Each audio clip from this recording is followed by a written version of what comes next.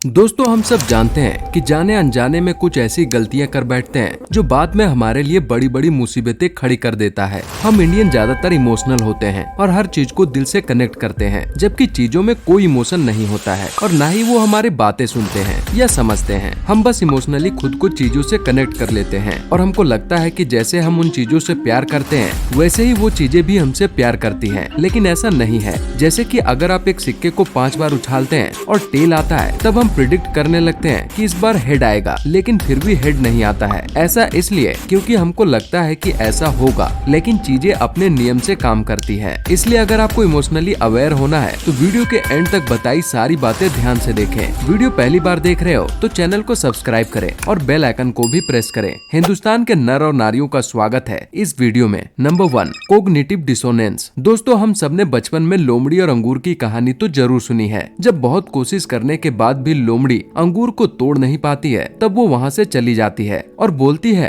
कि जाने दो, ये अंगूर तो खट्टे हैं। ठीक ऐसा ही हम सब अपनी लाइफ में करते हैं। जब हम किसी के काम के लिए बहुत ट्राई करते हैं, तब हम भी ये कहते हैं कि शायद ये काम हमारे लायक नहीं है। आपको जगजीत सिंह की गजल की ये लाइन तो याद होगी, जिसमें वो कहते हैं, आज फिर दिल ने एक तमन्ना की, आज फिर हमने दिल को समझाया। अगर कोई एग्जाम में फेल होता है तो वो बोलता है कि कॉपी चेक करने वाले की गलती है, मैंने तो सब कुछ सही लिखा था। या वो बोलता है कि एक छोटा सा कागज का एक टुकड़ा मेरा फ्यूचर तय नहीं कर सकता। इसी थिंकिंग को ही कोग्निटिव डिसोनेंस कहा जाता है। अगर आप किसी काम में फेल हो रहे हो तो काम को बुरा बोलने से पहले आप खुद के अंदर झांक कर देखो कि आप किस तरह से बेटर कर सकते थे। आपको काम करने से पहले कैसे पता लग गया कि वो काम बेकार है, और अगर वाकई में काम बेकार है तो आप उसमें इतने इंटरेस्टेड क्यों थे और क्यों इतना ट्राई किया। इसलिए कोई भी काम गलत नहीं होता है, बल्कि हमारा माइंडसेट गलत होता है। Number 2, spotlight effect. हम सबकी सेल्फ इमेज थोड़ी सी गलत है। हम असल में जैसे होते हैं वैसे अपने बारे में नहीं सोचते हैं। इस वजह से हम कभी कभी ऐसे फालतू गलती कर बैठते हैं जिसे बाद में हमको बेकार की टेंशन होती है। फॉर एग्जाम्पल, जब आप पहले दिन जिम जाओगे तब आपको टी शर्ट उठाने में काफी शर्म आएगी। आपको लगेगा कि आपका दुबला पतला शरीर देखकर या आपकी बाहर निकली हुई तोंद को देखकर लोग हंसेंगे या आपको जज करेंगे। लेकिन सच्चाई ये है कि आपकी और कोई नहीं देख रहा है। लोग खुद अपनी लाइफ में इतने बिजी हैं कि उनको कोई मतलब नहीं कि दूसरे क्या कर रहे हैं, बल्कि वो खुद यही सोच रहे होंगे कि शायद आप उनको देख रहे हो। जब हम घर से बिना प्रेस की हुई शर्ट पहनकर बाहर चले जाते हैं, या जब क्लास में किसी क्वेश्चन का आंसर देते टाइम हम थोड़े से हकला जाएं, तो हमें लगता है कि जिंदगी भर लोग हमें उसी के लिए जज करेंगे। लेकिन असल में लोग अपनी लाइफ में इतने बिजी हैं कि वो आपके बारे में बिल्कुल नहीं सोचते। लेकिन इसका मतलब ये नहीं है कि आपको अपनी इमेज पर बिल्कुल ध्यान नहीं देना चाहिए। बिकॉज आपका फर्स्ट इंप्रेशन मैटर करता है। अपने अंदर जो चेंजेस करना है आराम से करो। बाहर जाओ तो एकदम फ्री माइंड रहो। Number 3,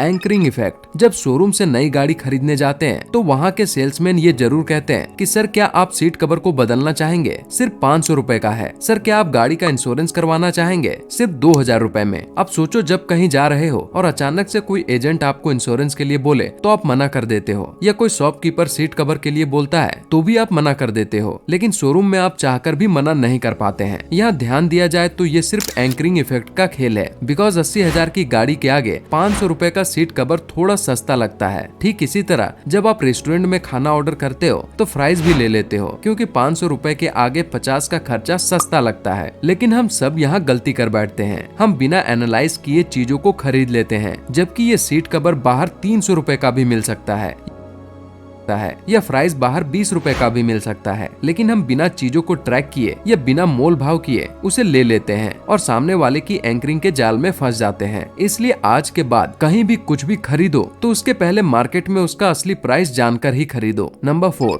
hello effect. ये 2 सेंटेंस ध्यान से समझो। पहला है, मैं तुमसे बहुत प्यार करता हूँ लेकिन तुम एक बेवकूफ इंसान हो, और दूसरा है, तुम वैसे तो बहुत बेवकूफ इंसान हो लेकिन फिर भी मैं तुमसे प्यार करता हूँ। दोनों ही सेंटेंस में एक ही बात कही गई है, लेकिन दूसरा सेंटेंस सुनने में थोड़ा अच्छा लगता है। यानी कि बाद में आने वाली इन्फॉर्मेशन पहले आने वाली इन्फॉर्मेशन के मुकाबले ज्यादा इफेक्ट डालती है। इसका यूज आप 2 तरीके से कर सकते हो। अगर आपको क्लाइंट या कस्टमर को इम्प्रेस करना है तो आप अपने प्रोडक्ट के फ्लोज के बारे में पहले बताओ और उसके बेनिफिट्स के बारे में बाद में। जब किसी चीज की बाकी क्वालिटी के ऊपर एक क्वालिटी भारी पड़ जाए तो उसी को हेलो इफेक्ट कहते हैं। मोस्ट केसेस में हम सामने वाले इंसान की एक ही क्वालिटी देखकर उसे जज कर लेते हैं। जैसा कि कोई देखने में सुंदर है तो हम ये आइडिया लगा लेते हैं कि वो स्मार्ट और हार्ड वर्किंग भी होगा, लेकिन यहाँ हम गलती कर बैठते हैं, क्योंकि जरूरी नहीं कि वो जैसा दिखता है असल में भी ऐसा होगा। सो कभी भी किसी में एक क्वालिटी देखकर उसे जज मत करो। Number 5, contrast effect. जब किसी दुकान पर कपड़े खरीदने जाते हैं तो सबसे पहले वो हमें महंगे कपड़े दिखाते हैं। फॉर एग्जाम्पल, आप टी शर्ट खरीदने जाते हो तो सबसे पहले 3000 की दिखाएगा, फिर 2000 की, बाद में 1000 रुपए की। आप घर से 500 रुपए का बजट बनाकर निकले थे, लेकिन 1000 रुपए की टी शर्ट खरीद कर आओगे। अब अगर दुकान वाला कम प्राइस की टी शर्ट पहले दिखाता तो वो शायद कम प्रॉफिट कमा पाता। यानी कि अगर वो 500 रुपए की टी शर्ट पहले दिखाता, देन फिर 800 की दिखाता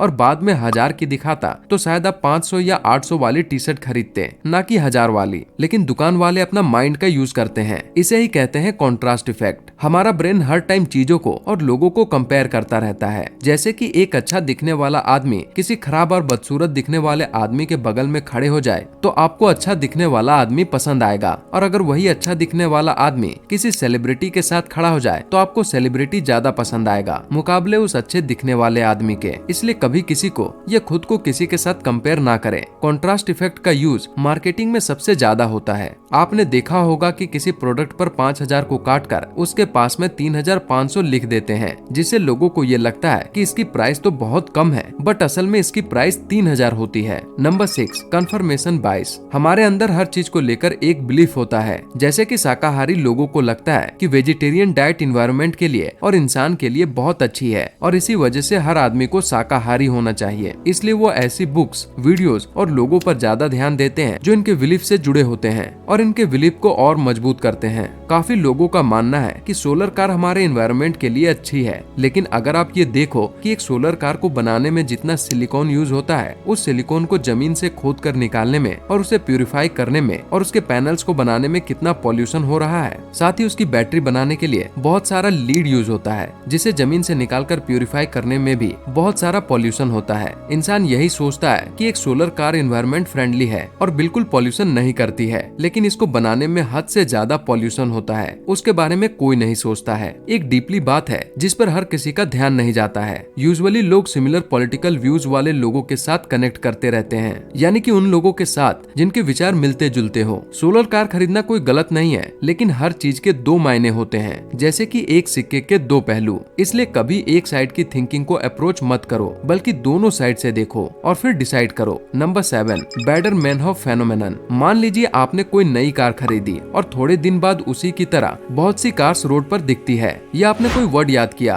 और फिर जब किसी से मिलते हो तो सभी उसी वर्ड का बार बार यूज कर रहे होते हैं। ये ठीक ऐसे ही है कि आपको बहुत तेज भूख लगती है और आप कहीं मार्केट में जाते हो, तब उसी टाइम आपके सामने बहुत सारी दुकानें होती है, लेकिन आपका ध्यान सिर्फ खाने वाली दुकान की तरफ जाता है। इसे ही बेटर मैन ऑफ फेनोमेनन कहते हैं। यानी जब तक हम किसी चीज के बारे में नहीं जानते हैं तब तक हमारा ब्रेन उसे इग्नोर कर देता है, लेकिन जैसे हम चीज के बारे में जानने लगते हैं हमारा ब्रेन उसे हर जगह देखने लगता है। वही चीज पहले भी मौजूद रहती है, फिर भी हम उसे इग्नोर कर देते हैं, और कई बार हम किसी चीज को या इंसान को खो देते हैं तब उन पर ध्यान देते हैं। इसलिए आज के बाद कभी किसी चीज को इग्नोर करने से पहले उसे एक बार अच्छे से देख लीजिए। अगर जरूरत की हो तो ठीक, नहीं तो इग्नोर कर दीजिए। आप चाहो या न चाहो, लेकिन लाइफ में हर एक्शन और एक्टिविटीज के लिए ब्रेन का सबसे बड़ा रोल होता है। यानी कि ब्रेन अगर पावरफुल होगा तो सब हमारे अकॉर्डिंग परफेक्ट होगा, और अगर ब्रेन ही ठीक तरह से काम नहीं करेगा तो हम कितना ही एफर्ट क्यों न लगा ले, लेकिन हम कुछ भी हासिल नहीं कर पाएंगे। इसलिए ब्रेन को पावरफुल बनाना हमारी रेस्पॉन्सिबिलिटी है। इसके लिए जो भी जरूरी एक्सरसाइजेज या टेक्निक्स हैं वो करनी चाहिए। हमने ब्रेन को पावरफुल और स्ट्रॉन्ग बनाने के लिए ये वीडियो बनाया है, जिसमें सिर्फ 5 एक्सरसाइजेज करके आप अपने ब्रेन की पावर इंक्रीज कर सकते हो। इस वीडियो का लिंक डिस्क्रिप्शन और कमेंट बॉक्स में मिल जाएगा। वीडियो पसंद आया है तो लाइक और शेयर जरूर करें। मिलते हैं नेक्स्ट वीडियो में।